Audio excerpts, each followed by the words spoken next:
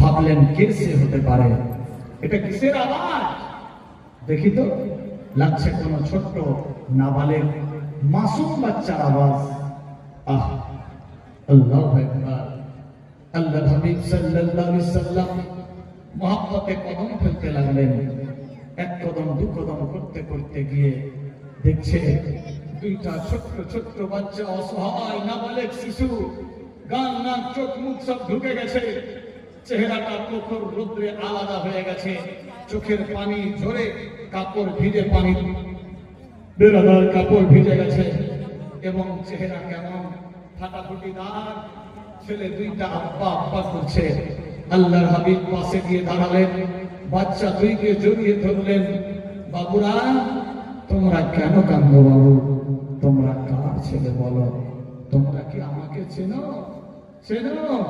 ছোট ছোট বলছে, লব্বাইক ইয়া রাসূলুল্লাহ, তুমি সেই মহান নবী আল্লাহর হাবিব, আমরা তোমাকে ভালো করে চিনি, ভালো করে জানি, আমরা তো তোমারই ভক্ত। আল্লাহর হাবিব বললেন, বাবু, তোমাদের এই অবস্থা কেন হয়েছে? কি হয়েছে বলো? বাচ্চা দুই চোখ দিয়ে পানি ফেলছে। ইয়া রাসূলুল্লাহ, এই কথা বলা যাবে না। কেন বাবু, কি হয়েছে বলো?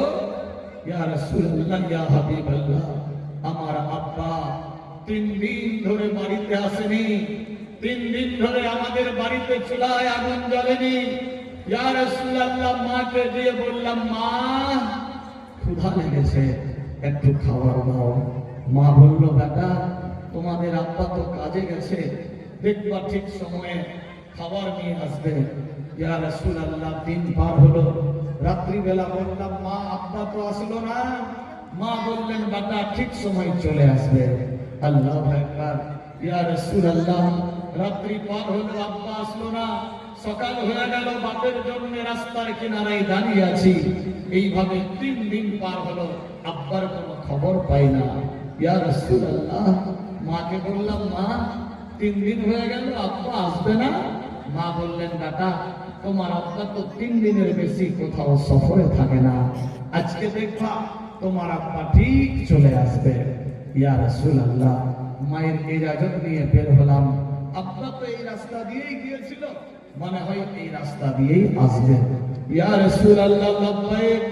আব্বা আব্বা বলে আমরা রাস্তা ধরে বের হলাম। এমত অবস্থায় ক্ষুধার জ্বালা, প্রখর রৌদ্র, তৃষ্ণা পেয়েছে। আল্লাহু আকবার। রাস্তা দিয়ে চলতে চলতে মনে ভাবলাম, যদি কিছু পেতাম তাহলে আমরা খেতাম। ইয়া রাসূলুল্লাহ, রাস্তা